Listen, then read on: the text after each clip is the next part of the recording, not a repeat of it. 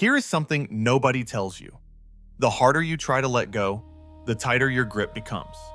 And every book, every podcast, every voice telling you to release, to move on, to accept, they are all asking you to do the one thing that makes it worse. Trying to let go is still holding on. That is the paradox. And until you understand it, you will keep doing what Chen Mu did for 3 years, fighting yourself in silence, wondering why the pain never lives. Chen Mu had studied beside his teacher, Master Lin Yun, for 9 years. He knew the old man's footsteps on the stone floor. He knew the exact pause before Lin Yun would say something that changed the room. When Lin Yun died quietly one winter morning, Chen Mu did everything a devoted student should do. He sat with the grief. He reminded himself that all things pass. He told himself to accept. He worked at releasing his sorrow the way a man works at loosening a knot, pulling harder when it would not give. A year passed. The grief did not lessen. It grew heavier. 2 years passed. He practiced more. He tried harder. He read every classical text he could find on the nature of impermanence. Still, the weight sat in his chest like a stone that would not move. Then, near the end of the 3rd year, something happened that he did not expect. He stopped. Not because he chose to stop, because he was exhausted. He sat in the courtyard one evening with nothing left to try. He was not releasing. He was not accepting. He was simply sitting there, too tired to make an effort.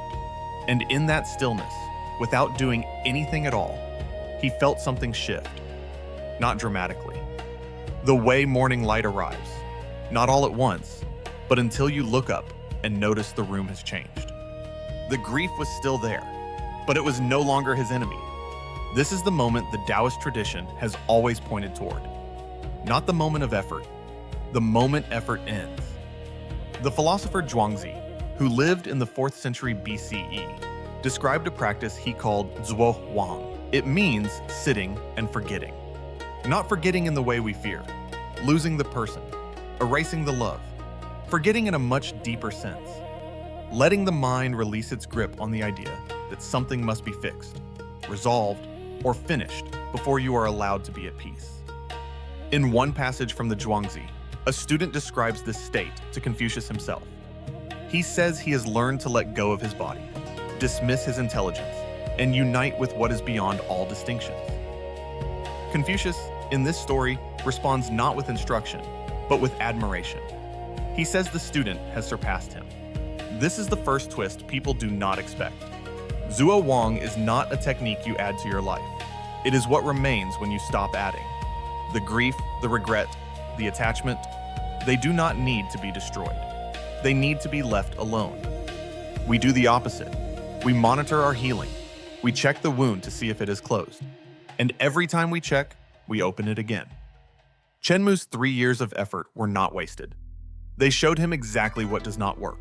That knowledge was the preparation. But the release came only when he stopped treating his grief as a problem he was responsible for solving.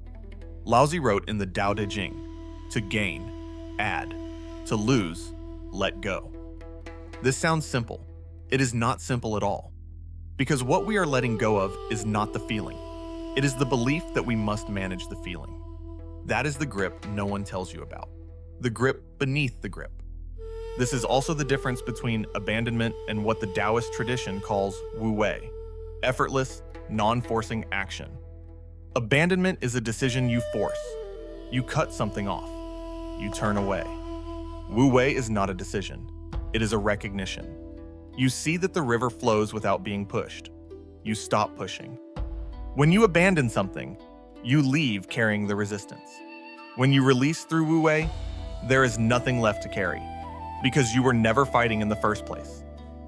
Chen Mu did not forget his teacher. He did not stop loving what had been. What ended was the war with the fact that it was over. And when that war ended, what remained was clear and quiet, like water that has finally settled. Here is how you can begin living this today. 1. The next time you notice yourself trying to let go of something, pause. Do not try harder. Just notice the trying. Observe it without judgment, the way you would watch a cloud move across a pale sky. 2. Sit quietly for 5 minutes with whatever feels unresolved. Do not attempt to release it. Do not try to accept it. Simply let it be present, without making it a problem you must solve today. 3. Find one place in your life where you are measuring your own progress at letting go. Release the measurement, not the feeling, the scorekeeping. 4. Practice holding one thing lightly today: a plan, an outcome, a hope. Hold it fully, and remind yourself that your peace does not depend on how it turns out. The sages did not teach that life should be painless. They taught that suffering doubles when we grip the pain and call it healing. Zuo Wang is not a method. It is a return to your original nature, a nature that already knows how to flow, when nothing is standing in its way. You do not need to become someone who has let go. You only need to stop fighting the one who is holding on. Write in the comments, "I sit in stillness and I am free." Thank you for being here.